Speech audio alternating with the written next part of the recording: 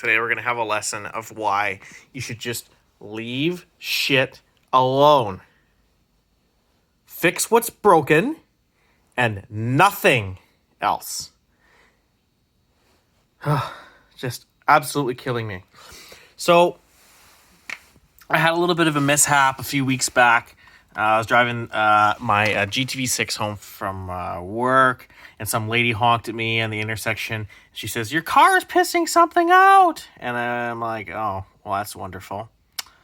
Had oil pressure, so I figured it was probably gas, because that seemed like the most logical thing.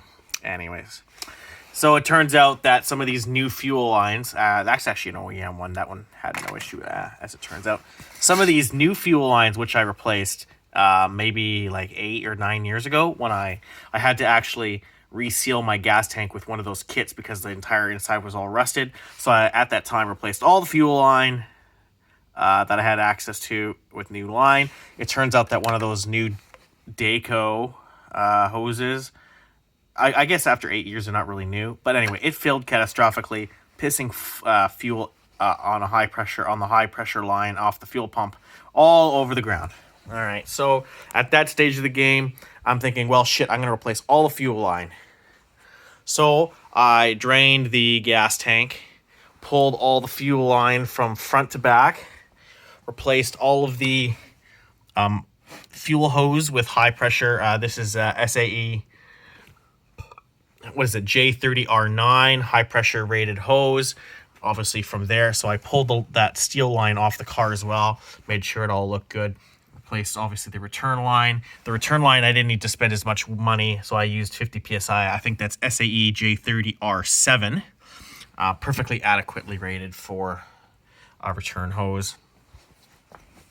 Anyway, I took it upon myself to improve a few things while I'm at it.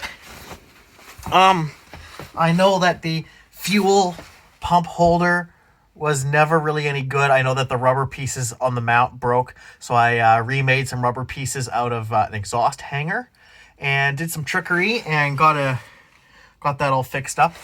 Redid the fuel filter mount as well, because I didn't really like how that looked.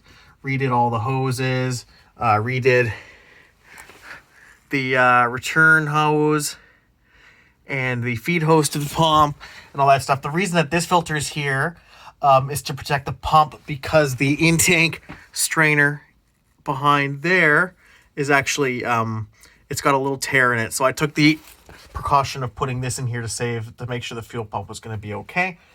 And it's paid off. I haven't gone through a fuel pump. So yeah, we did a whole bunch of shit in there. Made it all look awesome. And here we are. And because I touched something, now there is a leak that I cannot stop. So obviously I had to pull that banjo off to put the new hose on there, because it was a really, really tight fit. And so hammered the banjo back on with the impact gun like I always used to. No biggie. Put the gas back in the tank, tested everything out. Noticed that there was a little bit of wetness somewhere up in here. So I immediately drained the whole tank again using the return line. Took the aluminum part with that contains the little fuel sock off. Pulled that off the car. Had a look at everything. Everything looked fine. There was no reason that it should have been leaking from there. Anyway, so I put a new copper washer and a new O-ring on there. Sealed it up actually with Loctite 518 on the threads, just for shits and giggles, because, definitely don't ever want that to leak, and I also don't really ever want to have it come off. So, nevertheless, still freaking leaked. So,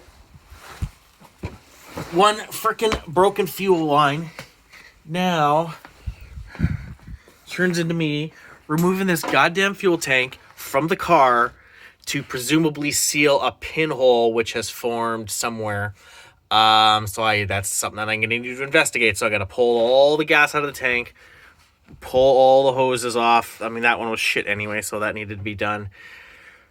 So yeah, just an example of why you should just not touch anything unless it's broken.